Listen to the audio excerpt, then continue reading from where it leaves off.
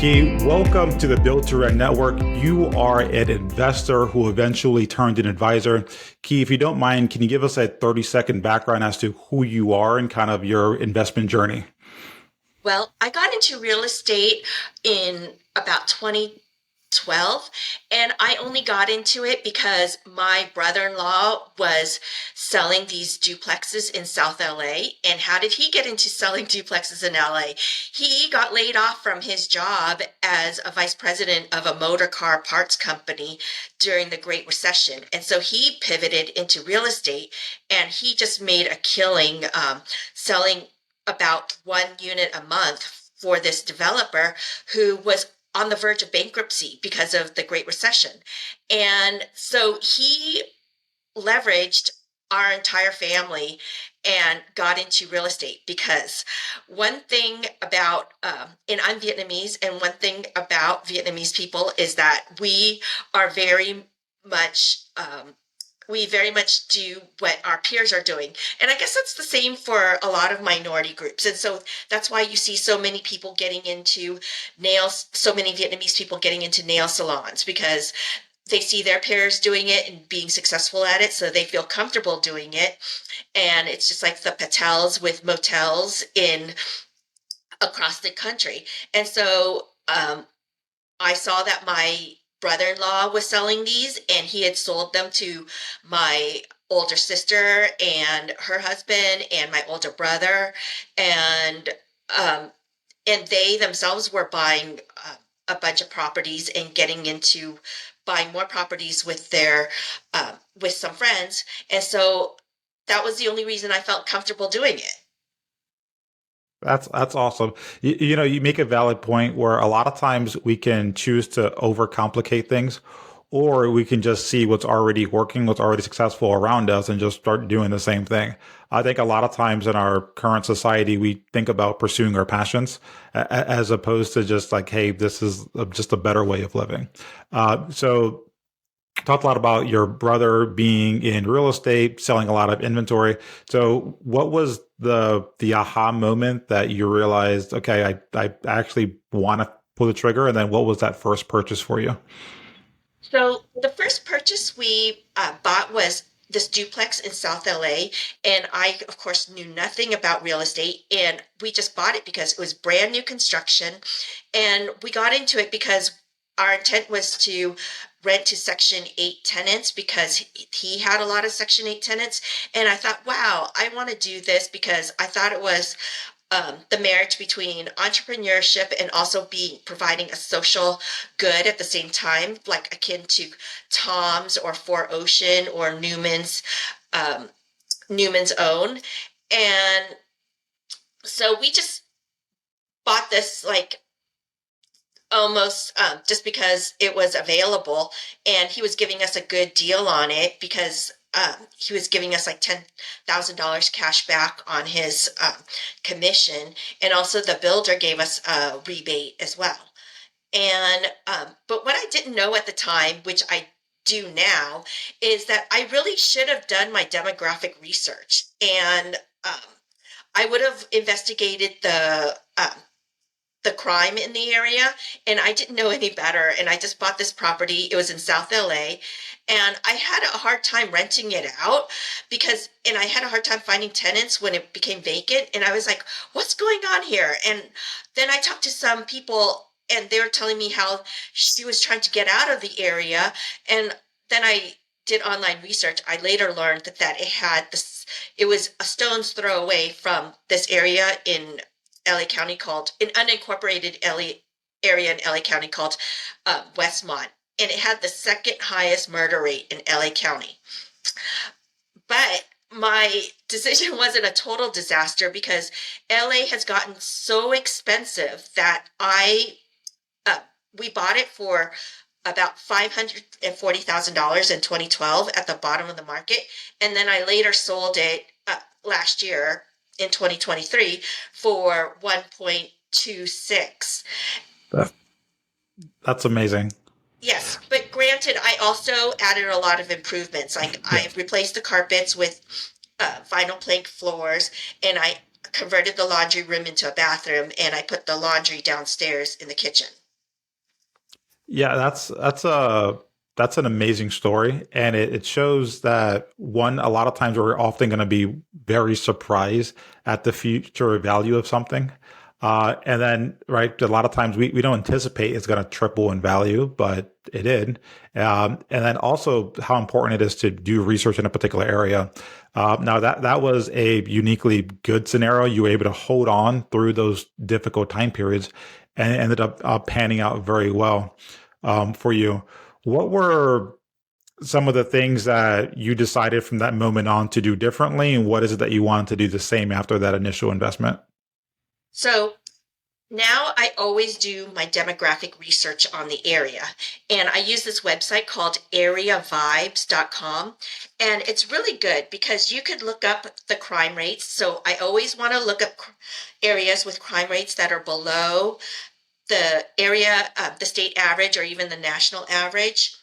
And I'd like to see areas where the income is at least at the area median income or above. And that's because I just want to attract the highest quality tenants possible. And I find that the highest quality tenants that you can find are your Lululemon hot yoga mom who is a professional and married to another professional who are trying to raise two bilingual kids whose favorite foods are omakase sushi and acai bowls. Okay, Are you because describing yourself there? I'm describing myself and my sister. Okay, my sister, my older sister is a prime example of why somebody has to rent for a lot for a long time and can't buy her a house because she bought her first house at age 50 because they're spending all their money on their kids and Lululemon. She does in particular, but they want to live in a high quality area, so they can't afford the homes in that area, so they have to rent for longer. And then when they finally do buy a house, it's like 1.2 million for a 1,200 square foot bungalow. And that's in California, of course. But you could easily find that elsewhere, like in Florida, for a lot less. Yeah, and so you mentioned a couple of things when you started. Is that one, you thought of it as almost like you wanted to help society, you wanted to be a good person, you want to provide value, and so that was a great place providing housing. But then you also learned that it can't be a charity. You have to be profitable. Right? It can't be where you're just donating a house to someone and people don't value it or respect it. And then you learn that hey, there's a certain segment of population that's going to take care of the property better, that's going to not want to have an eviction on their record, and it makes sense to identify those areas that are have more premium tenants, for lack of a better term. One of the other things that I do want to mention, because you mentioned crime, is when if you speak to a real estate agent or a developer or a builder, they're going to be they're going to beat around the bush when it comes to telling you stats about crime. And it is one of those subject matters that is up to the investor to do their own due diligence and get the facts for themselves. The other thing that I want to mention is when you do crime stats, you don't want to you're going to find more crime in retail and areas that do a lot of commerce. That's Mhm. just because of theft and things of that nature. So it's also important to think about like what's actually located there. So high crime in a all residential area, huge red flag. High crime in an area that has a lot of bars and restaurants, well, like that kind of goes along with that territory. Exactly. So that's another thing I was going to mention is that you have to take, these things that I look at aren't the end all be all for me. And I can't have, everything that I want on my list of criteria because of things like that. Like, for example, I lived in a very good neighborhood in Los Angeles, but it had a really high crime ratings and um, it had a low area median income, which I don't understand why, because everybody around me in my on my street, were um, entertainment executives and and my and or professionals of doctors and lawyers and things like that. So there's also, I guess, another thing that could skew the those numbers is like your proximity to very large apartment buildings with a lot of low income residents. And in Los Angeles, you have a patchwork of everything in every area almost. So it's really hard to like completely, uh, you really have to really know your areas in Los Angeles because they have, you know, a five unit building next to a one unit house all over the Right. Yeah. place. Yeah, that's true. And it's also depending on where the border is drawn, right? You have Exactly. some you have some areas that actually should be separated that are combined together. Then you have other areas like again, LA itself is really just a lot of different neighborhoods. You can't look at the demographics of the entire metro area because that's going to encompass just a lot of different groups. So then as you did more research, what was the second purchase that you made? Um, well, the second purchase was another house from the same, another 2 unit duplex from the same developer. And I just got lucky. I didn't, because I didn't know any better. It was just a year later.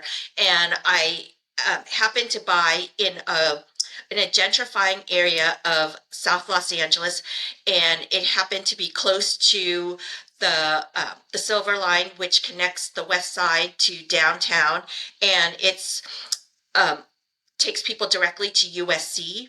And so that's another thing that I look for now is how close is it to public transportation? Because I think increasingly people are going to give up their cars and just use public transport because in Los Angeles it's just ugly.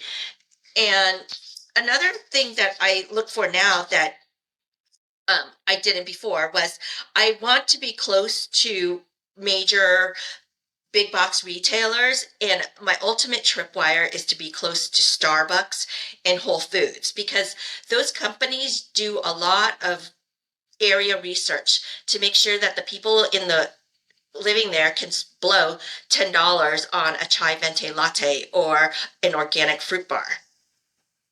Yeah, that's smart. So you're leveraging someone else's research right, because they're figuring out who the best demographic is.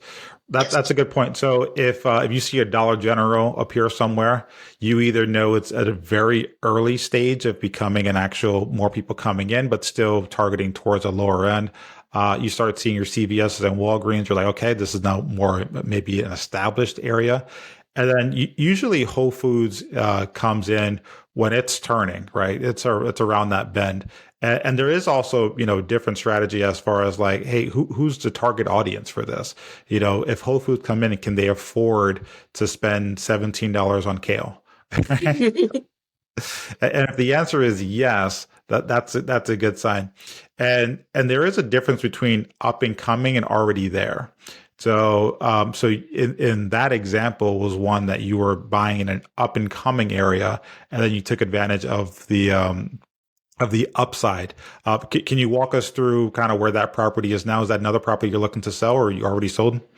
I still have it, and the reason that I am only selling my properties when my tenants move out because otherwise I LA has enacted all of these really ridiculous anti-landlord laws that, for instance, if you want to move into your house to live in it, you have to pay a relocation fee.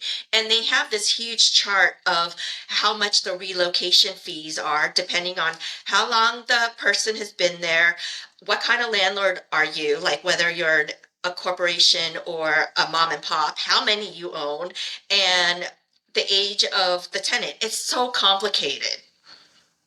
Right. And one of the sad things is we started by talking about how some immigrants come and they only know a little bit, but they do what they know and they end up finding a way to success. And it seems like in California, it's becoming almost impossible for the everyday landlord to navigate all these unique challenges. That it seems like only the corporate landlords can have a team in place to understand how to file the paperwork, what are the guidance in certain situations, and then have maybe enough volumes where they can absorb one person not paying rent for a year or two. Exactly.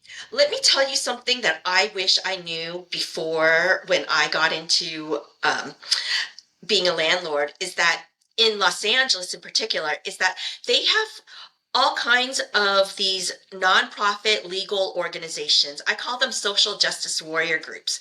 And a tenant can enlist their help if they get evicted. And these, you know, I don't understand how hard it is to prove that your tenant didn't pay rent. Like, did the money come out of their account and into yours? And but these tenant advocacy groups, their mandate is to always call for a jury trial.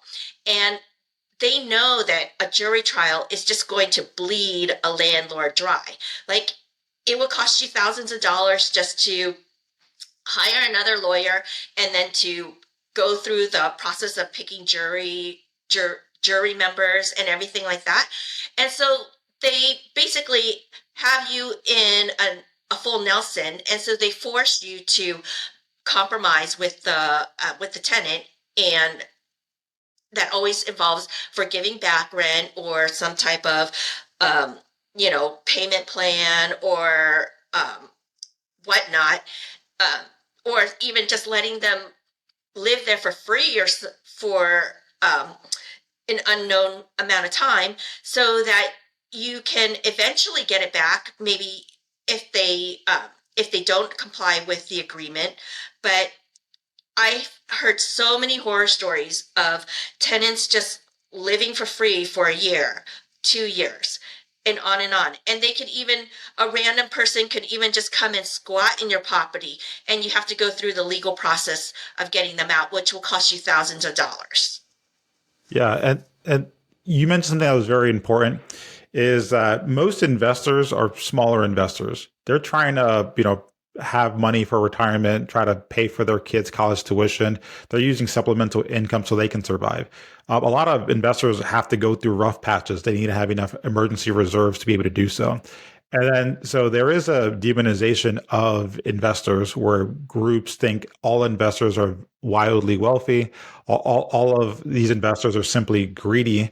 And one of the first things you mentioned on today's podcast is that, you started your investment journey with the ethos of wanting to help people. And other groups who claim to have that same ethos are actually making the entire situation more difficult. They're actually encouraging people to be less honest, to delegate, to make things more complicated, to waste more of the jury's and judges' time, and just instead of being as simple as, hey, just following the agreement, now it becomes that there's encouragement to have more gamesmanship, to make things more complicated. And that ultimately leads to, less investments in those communities that need them the most. It includes building less housing in those areas. And quite frankly, it makes it impossible for anyone besides the major conglomerates to participate in that market. Exactly. Everything that they have done in the past few years that they think that is going to help tenants and stay in housing is actually backfiring on them. For example, like, they passed this mansion tax, and it imposes an additional 4% property transfer tax on properties that cost more than $5 million. Well, they think, like, oh, tax the rich. We're going to make all this money, and then we're going to be able to create more affordable housing that way. Well, guess what?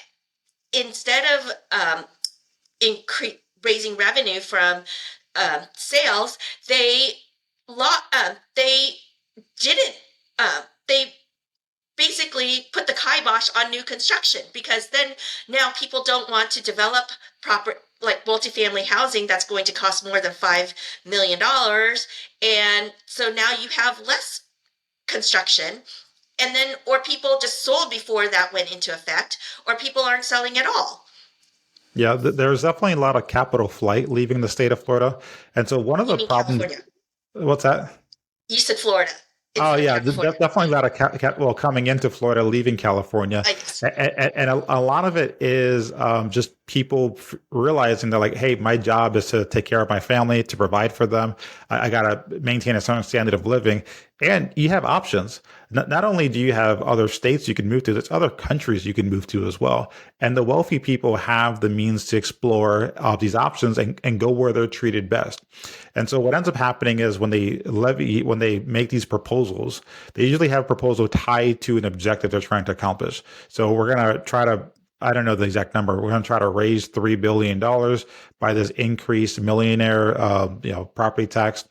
And then if they fall short, now they're looking at some other place to get that money from. And so who's left? What's the middle class and the poor that now actually face the real burden? So again, it goes right back to backfiring. Now, I believe in total you had three properties in California, correct? Yeah. Yes, I had four at one point, and then I sold one, and now I'm in the process of selling a condo that I used to live in, and then I have a house and a duplex, and I'm just waiting patiently for those tenants to move out on their own. And I'm doing 1031 exchanges into Florida and Texas. So walk me through the thought process. Obviously, COVID brought its challenges, and they were magnified in a state like California. Kind of walk me through what that time period was like and what the trigger was for you to start exploring other options. Oh my God, COVID was horrible. So as soon as they announced an eviction moratorium, I really think that, it is just really disgusting, but people just saw it as a free rent paradise. And I saw my tenants posting pictures of themselves on Facebook, traveling the world. One guy, you see him standing in front of the Eiffel Tower. And then a few months later, he's in front of Tikal in Guatemala. Then he's in front of the San Francisco Bridge. And then he's like in some river in a national park, and he's in Zion. And the list goes on and on. And I had another tenant post like, "Oh, so this is what 33 looks like. I just bought another car," emphasize the word another. "And I've been in 14 commercials." And then he has pictures of him traveling around too and going to, all kinds of entertainment industry parties. And he hadn't paid rent in 2 years. And so, and there was nothing I could do about it. Like at one point, even the courts were closed, and you couldn't even file for an eviction. And then they, and then, and then if I had a co-living house, and I think like that just created a contagion because they see that, oh, Howie's not paying rent, and he's just living here hunky dory. So why should I pay rent? I'm a sucker if I pay rent. And I think that that just created a ripple effect. The people who were paying rent stopped paying rent. And then at one point, I just had to evict everybody. And when COVID ended, and I had to evict them one at a time because I had a special situation in which it was a co-living home and they were all on separate leases. And that is another mistake that we won't go into. But it was quite a process, and it took like um, almost a year to get them all out. And in evicting them in Los Angeles is a very onerous process. Like for, just to get a paralegal company to do it for me, the first one was like $2,500. And then when I did it on my own and filing my own paperwork and also, getting the process service myself, it was like $600 just for that. And that didn't even include having to get the sheriff involved. And if you have to get the sheriff involved, you have to pay a few $100s for that. And you have to go down in person and pay by check. You can't, just put in an order online. There's no need for them to streamline any processes because they don't make any more money. So obviously, and this is a time period where you probably have a lot of other concerns, right? Outside of just your real estate business, there's a lot of other concerns that everyone is going through in that time period. And so adding a lot of stress and adding a lot of paperwork, adding a lot of processes, but just thinking about just the pure numbers, how is it possible to hold on to a property that's not making revenue? I don't know how those other landlords did it, because when I was during the COVID, I would go on these, like every other month, we had some type of call into the LA County Board of Supervisors meeting or the LA City Council's meeting, and you would just hear all these like old ladies crying about how their tenants weren't paying rent and they drove up the water bill to $40,000, or and their tenants were just living it up.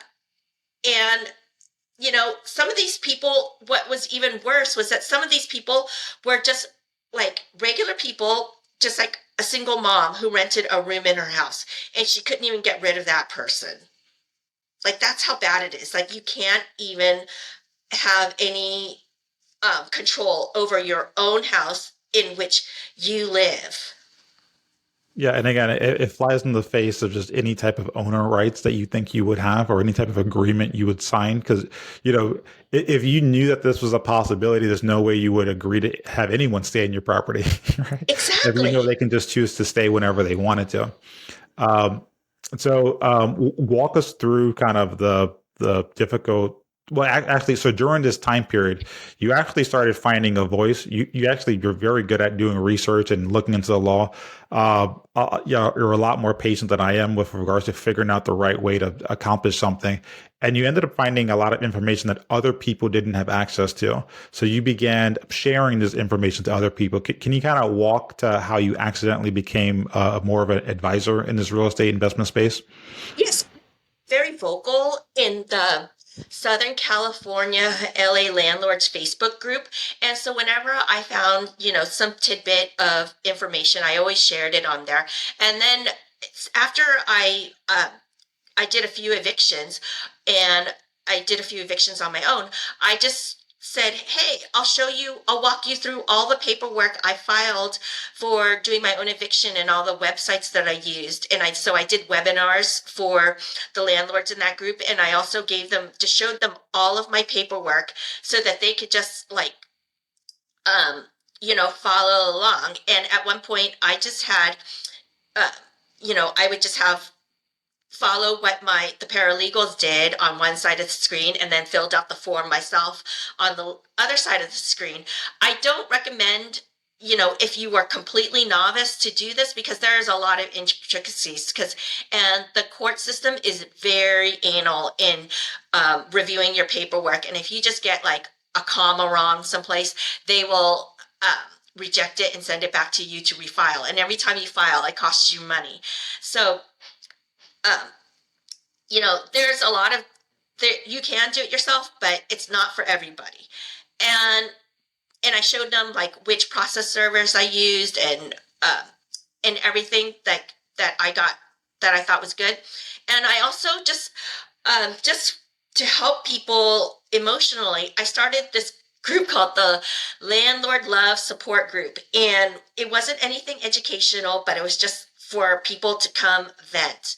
And I modeled it after Alcoholics Anonymous, where you round table share and nobody can crosstalk. You can't give advice because I had people calling in from all over the country. And so what's legal in their market to do may not apply at all in Los Angeles. Then another complicating factor is that in Los Angeles, you have so many intricacies between rent controlled properties and not rent controlled properties.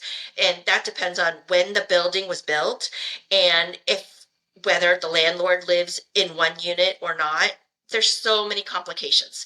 And so um, I just wanted to just provide help to people because I felt like nobody understood us or heard us. Like when I told other people about what was happening, I feel like people don't feel bad for you when they think you're rich. They just think like, "Oh, you could suck it up. Oh, you'll be fine."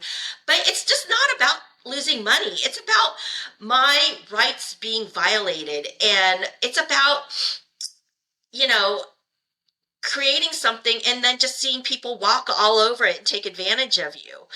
Like, is it okay for porch pirates to steal, packages off people's doorsteps because they know that Amazon will eat the cost, or their insurance will eat the cost or something because Jeff Bezos has gazillions of dollars in the bank? Where is where is civility in Los Angeles? Yeah, it is obviously very disheartening. I'll give you an example, and this is kind of you're giving me the example of Los Angeles. I will give you the example of just America, and then especially when you travel abroad. I spent time last summer in France, and France has a lot of small local towns, and they have their tram systems, and really cool place. And you'll see that everything it just people just have more pride in what they do. So you'll see someone sweeping the floor on the street and just does it with a little bit more rigor, just very intentional. Is really looking for the next item. And so there's one time we were taking a bus somewhere, and think about how our bus drivers are. So we go take the bus there, and the guy has a really nice watch. He's in really good shape, clean shaven, has really he has Prada shoes on. And I'm in France talking to him in English. So this is clearly at least his second or third language. And you just see someone so prideful, so put together. And he's a bus driver, but he takes pride in what he does. And it's a service to everyone around him, right? And people in general, when they're prideful, they're happier.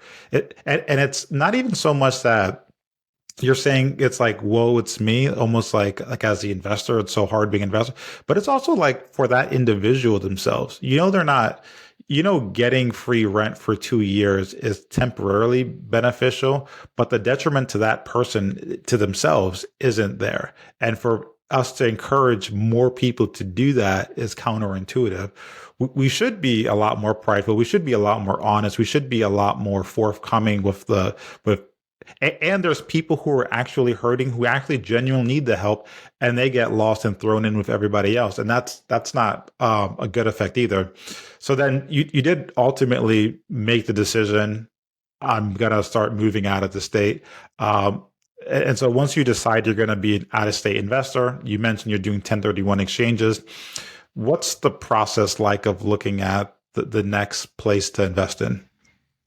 Well, oh my gosh, that is such a tall order. I mean that is such a big undertaking because America is huge. So I just started with a list, that's published in all the news media about where all the biggest population growth is, where the all the people from California are moving to, and there was a huge California exodus.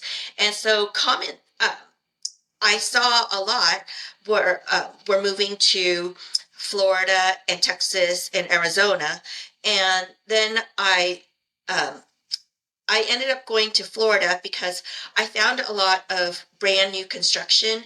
And I also opted for build to rent companies too, because then everything is pretty much done for me. They have property management in place, they are going to get the tenants in place, and they get what a landlord needs. And so they also make the property almost tenant proof.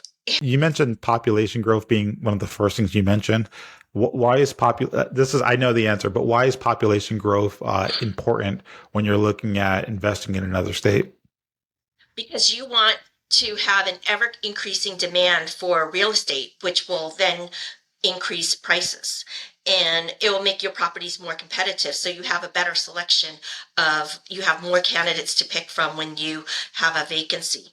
And there could be all kinds of things that are driving population growth to an area. And I look for new developments, like is there a factory being built there or some type of corporate headquarters relocating there? Like, for example, Austin, Texas became all the rage because Elon Musk moved there, and a lot of tech companies moved there out of California. And yeah, and are people just leaving in general because they are priced out of California? And uh, Florida is very, very affordable to compared to California. Like in California, I talked to this woman who was paying $1,600, and this was a few years ago, for a bachelor studio apartment. And that's an apartment with no kitchen. It's just you get a hot plate, and they did their dishes in the bathroom sink. And she was paying $1,600, and sharing it with her husband. Whereas in Florida, you could get I have a 3 bedroom townhouse for rent that's $1,800, and so like a 1 bedroom is easily half that. And with my townhouse, you it's all appliances included. You have a yard and even a view of a pond, and all brand new. Yeah, and so sometimes people look at certain markets trying to hit the 1% rule, and it's like you're going to end up buying a beater. And like I used to do a lot of investing in like the Pennsylvania. You can find them at that time period for 20, 40K, and it's like fine, but like who's like the who are these people, and what's the future population? Who's going to repopulate this area? And it's hard to figure it out. Again, the US, we're not growing in population. A lot of states are actually losing people. So what's going to happen to the housing, right? It's going to decay, right? There's not going to be enough of an incentive to obtain and keep those properties up to scale or up to par with how the neighborhood should be kept. And so Florida, Texas, North Carolina, some of these states definitely stand out. And in particularly, you also bought a quadplex in Ocala, Florida. So walk me through. I remember a lot of that conversation, but I want to kind of hear from your perspective of walk me through kind of how you evaluated the options and ultimately why you picked the quad in Ocala. Well, I definitely picked Ocala um, because it was ranked as one of the highest, fastest growing cities in Florida. So I figured there's going to be, consistent demand for property there. And another thing is that Ocala is really close to the Villages, which is the retirement mecca of the US.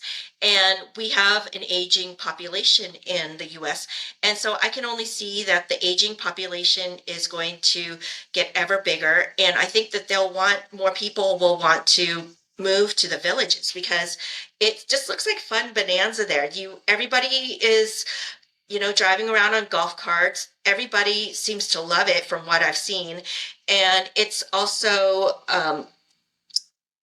very resort friendly. They have golf courses everywhere. They have like 3 town squares where there's live music every night. And it's just become like such a such a big place for retirees to want to flock to that they need so many other people to work there and support that environment because you can't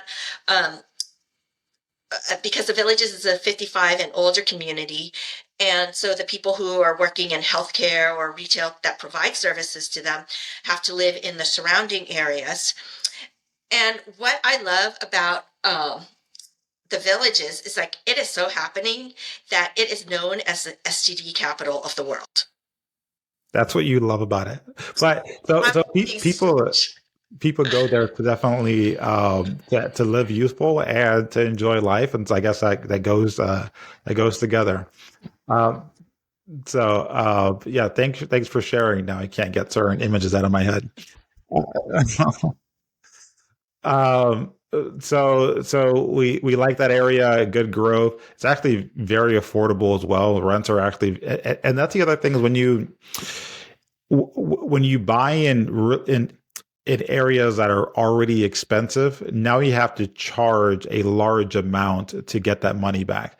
And that's even like that happens a lot when we talk to people from California, is they'll have a property that has a huge amount of equity. And then they'll say, I don't know if I should sell it or not. And you would recommend, hey, just do a cash out refi and just get the equity out and buy something else. And they look at it like, well, if I did a cash out refi, that rent's not going to cover my new mortgage amount because the mortgage amount would be through the roof. And that's when you end up looking at your portfolio and saying like, hey, what's the best use of my equity? Like I can't get the equity out, it's trapped here because then I can't cash flow. So ultimately, the 1031 is the often best approach to go. That way you defer paying taxes on the capital gains and you can buy into another market. And so We talked about why you picked Florida. We talked about some of the benefits of Ocala, talked about some of the benefits of buying a turnkey property.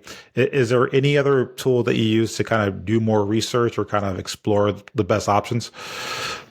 I also do a really deep dive into the area schools, and as much as possible, I want to buy in an area that has really high performing schools. And I look that up on greatschools.org and compare how the students in those areas perform relative to the state and the national average.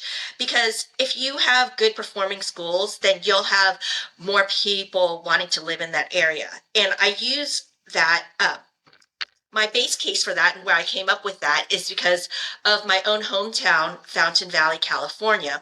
It's an hour south of Los Angeles, about in a sleepy suburb of Orange County, California. And my parents bought a house there when I was in fourth grade, and albeit it was a fixer upper, but it was $14,500. And now an empty lot in Fountain Valley is $800,000. My brother's house in Fountain Valley just sold for 100K over asking, and there was a bidding war. And what is so special about Fountain Valley, California? Well, it had a reputation for having a high quality school, so in a in a good high school. So that just attracts people to want to live in that city. But then at the same time, it becomes a self fulfilling prophecy because people who are attracted to an area with good schools are also the kind of people who will pay for all their kids. For their kids to go to SAT and all the after school tutoring and everything, and also beat their kids if they get a B, kind of thing. And so that just feeds upon itself. And so more and more people want to be in that area. And now today, Fountain Valley is like the top performing school in the school district. And it has like across the charts, it says everything exceeds expectations. And that only makes sense if you have extra money, you care about your kids, you're going to want to do everything possible to give them an advantage. And because you have to live somewhere and you got to pay, property taxes to go to the school board, you want as well go to the school board that's taking the best advantage of those funds and providing your kids the best opportunity. So that makes a lot of sense. And it's a multiplier effect, right? Where values go up. Obviously, you're going to have better tenants in that area as well, and you're going to get a huge amount of appreciation. So all that makes a lot of sense. So if you kind of went through starting out as an investor, kind of just following your brother's lead, buying a property maybe in the wrong neighborhood, letting time still work on your behalf, and then obviously being able to exit with about $1 million in profit on that one. You continue doing others. You're slowly transitioning into other markets. We talked about Texas, Florida, another Florida one.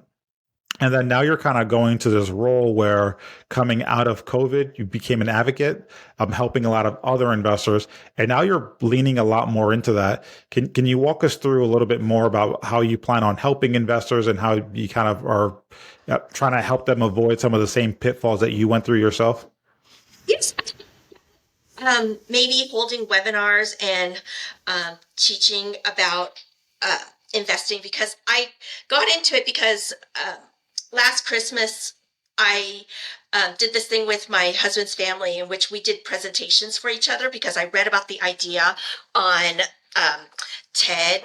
The TEDx website, and they said, "Oh, instead of giving your family presents, why don't you do presentations or demonstrations for each other?" And it could be about anything.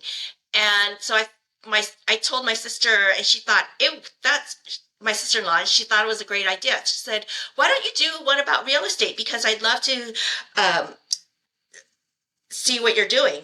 And I did a presentation about real estate, about why all the benefits of investing in real estate and what my strategy is for investing in real estate. And my nieces and nephew, who are only in college and just newly graduated college, loved it. So and then I told my friends about it, so they wanted to see it too. So I've been showing my friends, and it's just slowly growing from my own network. And I'm also sharing what I learned with the people on in my Facebook group. It's just very organic, small growth. That's awesome, Kai. Thank you so much about sharing your story with us today. I greatly enjoyed kind of hearing your from your humble beginnings to where you are now, and I'm definitely excited to see more about what you have coming down the road. If you want to get more information from Kai, we'll have her email listed in the bio below. You can definitely click on that and reach out to her directly. And without further ado, again, thank you for your time. Enjoy the rest of your day and take care. Thank you so much.